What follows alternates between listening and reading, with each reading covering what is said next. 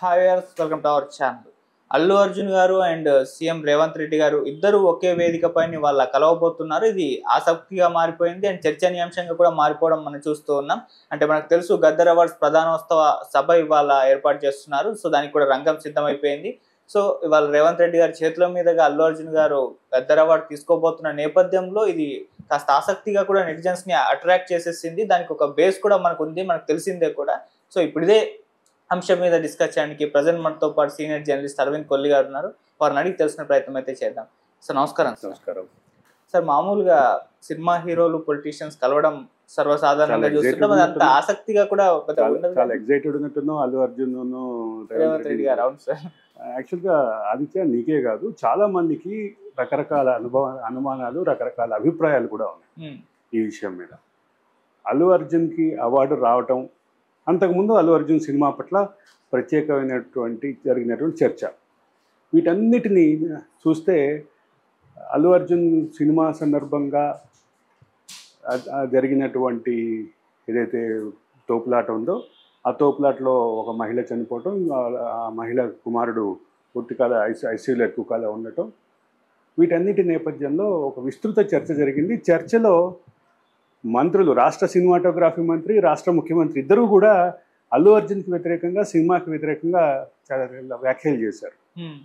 చేసినటువంటి ఆ నేపథ్యంలో ఆ తర్వాత ఎప్పుడు వీళ్ళిద్దరూ కలవటానికి ఆస్కారం కుదరలేదు. కాబట్టి ఖచ్చితంగానే అందరూ అసలు వీటన్నిటికి మించిన ఎగ్జైట్మెంట్ ఏంటంటే 12 సంవత్సరాల తర్వాత, 13 సంవత్సరాల తర్వాత అవార్డ్స్ ఇస్తుంటే ఆ అవార్డ్స్కి ఉన్నటువంటి చర్చ, అవార్డ్స్ చుట్టూ జరుగుతున్న చర్చ, ఈ అవార్డ్స్లో ఎన్నికైన సినిమాల నేటివిటీ గురించి, తెలంగాణ సమాజంలో ఉన్న చర్చ, ఇవన్నీ పక్కన పోయి ఇప్పుడు అల్లు అర్జున్, రేవంత్ రెడ్డి కలవబోతున్నారు అనేది హాట్ టాపిక్ అయింది. అదే సందర్భంలో దీనికి సినిమాటోగ్రఫీ మంత్రి కోమటిరెడ్డి వెంకటరెడ్డి కూడా సాక్షిగా నిలబడటం ఒక అంశం. అంటే అల్లు అర్జున్ పట్ల చేసినటువంటి వ్యాఖ్యలు, కోమటిరెడ్డి చేసినటువంటి వ్యాఖ్యలు సినిమా గురించి, ఏదైతే పుష్ప సినిమా ఉందో పుష్ప 1, పుష్ప 2 గురించి కోమటిరెడ్డి చేసిన వ్యాఖ్యలు, రేవంత్ రెడ్డి స్వయంగా చేసినటువంటి వ్యాఖ్యలు, ఇవన్నీ కూడా ఈ హాట్ టాపిక్ మారటానికి కారణం. ఒక పక్క అటువంటి వ్యాఖ్యలు చేసిన వాళ్ళు అవార్డులు ఇవ్వటం, వాళ్ళ చేతి మీద అవార్డు తీసుకోవటం, అల్లు అర్జున్ దాన్ని అవార్డు తీసుకునేటటువంటి పరిస్థితి ఉంది. అదే సందర్భంలో ఈ విషయాన్ని కాసేపు పక్కన పెడదాం. తెలంగాణ సమాజంలో ఉన్నటువంటి విస్తృత చర్చ అయితే ఒకటి ముందుకు తీసుకురావాలి. తెలంగాణ నేటివిటీ ఉన్న సినిమాలకి ఎక్కడ 2024 సంవత్సరానికి సంబంధించిన సినిమాలకి ఎక్కడ అవార్డు రాలేదు అనేది ఒక విస్తృత చర్చ ఉంది. ఎందుకు, ఏమైంది, ఎందుకు అంతకుముందు ఉన్న సినిమాలకి రెండోసారి ఇచ్చిన, అంటే రెండో రోజు మురళీమోహన్ నా జ్యూరీ చైర్మన్గా మురళీమోహన్ ప్రకటించిన వాటిలో కొంచెం బలగం అట్లాంటి కొన్ని సినిమాలు కనిపిస్తున్నాయి. కానీ ఇక్కడ పొట్టేలు తప్ప మిగతా ఎక్కడ తెలంగాణ నేటివిటీ ఉన్నటువంటి సినిమాలు కనిపించలేదు అనే విమర్శ కూడా ఉంది. తెలంగాణ నేటివిటీ ఉన్నటువంటి సినిమాలు మాత్రమే కాదు, తెలంగాణ నేటివిటీ ఉన్నటువంటి నటులు, దర్శకులు కూడా ఎక్కడ కనిపించట్లేదు అనేటటువంటిది. అంటే ప్రధానమైనటువంటి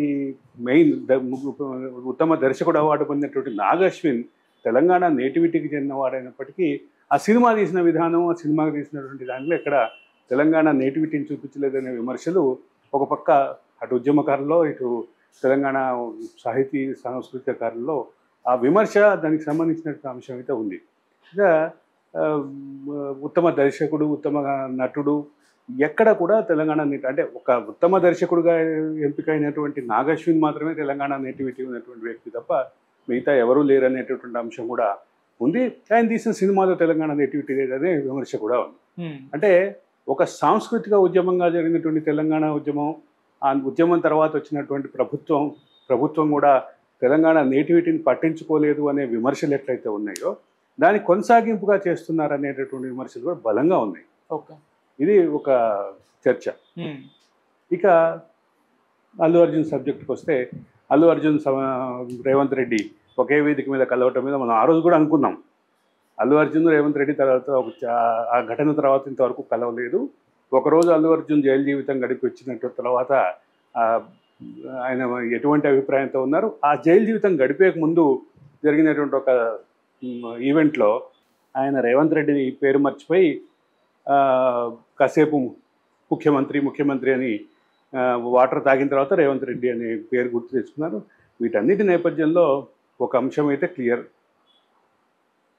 తెలంగాణలో 12-13 సంవత్సరాల తర్వాత అవార్డులు ఇస్తున్నారు అనే అంశం ఒక పక్కన ఎగ్జైట్మెంట్ ఉంటే, రెండో పక్క అసంతృప్తులు కూడా ఉన్నాయి అనేది వాస్తవం. ఒక అల్లు అర్జున్ గారే కాకుండా సార్, అంతకుముందు మనం చూసాం నాగార్జున గారి విషయంలో కూడా అటు కాంగ్రెస్ కి నాగార్జున గారికి మధ్య చిన్నగా ఒకటి ఎన్కన్వెన్షన్ కూల్చివేత విషయంలో కానీ, లేకుంటే కొండా సురేఖ గారి వ్యాఖ్యల విషయంలో కానీ ఒక గ్యాప్ వచ్చింది. అయినా కూడా తర్వాత మీటింగ్స్ లో మిస్ వరల్డ్ ఈవెంట్ లో అవును ఇద్దరు కలిసి ఒకటి టేబుల్ షేర్ చేసుకున్నారు. కానీ ఏమైనా కానీ ఒక సుహృద్భావ వాతావరణం అయితే ఇద్దరు మధ్యలో కార్డియల్ రిలేషన్ అయితే కనిపించలేదు. అది కనిపించలేదు అనే విషయాన్ని పక్కన పెట్టి కాసేపు ఆలోచిస్తే, కొడుకు పెళ్లి ఇన్విటేషన్ ఇవ్వడానికి రేవంత్ రెడ్డిని కలిసినటువంటి నాగార్జునకు సంబంధించినటువంటి విషయంలో చాలా బాగా రిసీవ్ చేసుకున్నారు అనేటువంటి ఫీలింగ్ వచ్చింది. అక్కడ కార్డియల్ రిలేషన్ కనిపించింది. ఒక ఘటన, ఆ ఘటన ప్రభుత్వాధినేతలకి కళాకారులకి మధ్య గ్యాప్ని పెంచేటటువంటి పరిస్థితి వస్తే ఇట్లాంటి చర్యలు, ఇట్లాంటి ఘర్షణలు బోల్డన్ని చరిత్రలో ఉన్నాయి. ఆ తర్వాత సావధానంగా మళ్ళీ కలిసిపోయి ఒక కార్డియల్ రిలేషన్ డెవలప్ చేసుకునే పరిస్థితి కూడా ఉంది. కాబట్టి తెలుగు సినిమా ఇండస్ట్రీకి, తెలుగు రాజకీయానికి మధ్యలో ఈ గ్యాప్ అయితే అనేక సందర్భాల్లో కొన్ని దశాబ్దాలుగా చూస్తున్నాం. ఈ గ్యాప్ అయితే వస్తూ ఉంది, మళ్ళీ సమసిపోతూ ఉన్నాయి. Okay, so and Gaddar awards పైన మీ ఒపీనియన్ కూడా చెప్పడం జరిగింది. దానిపై ఇట్లా వస్తున్న కామెంట్స్ ఏ విధంగా ఉన్నాయని చెప్పేసి ఇప్పటికి కూడా గద్దర్ అవార్డ్స్ మీద ప్రధానంగా వస్తున్న అవార్డు మళ్ళీ నేను రిపీట్ చేస్తున్నా, తెలంగాణ నేటివిటీ ఉన్నటువంటి కథాంశాలు కానీ, ఆ రకమైనటువంటి కథలు కానీ రాలేదు అనేది ఒక ప్రధాన అంశం, అంటే అవార్డు ఇచ్చినటువంటి వాటిలో. రెండోది, తెలంగాణ స్థానిక కళాకారులకి టెక్నీషియన్లకి ఎక్కడ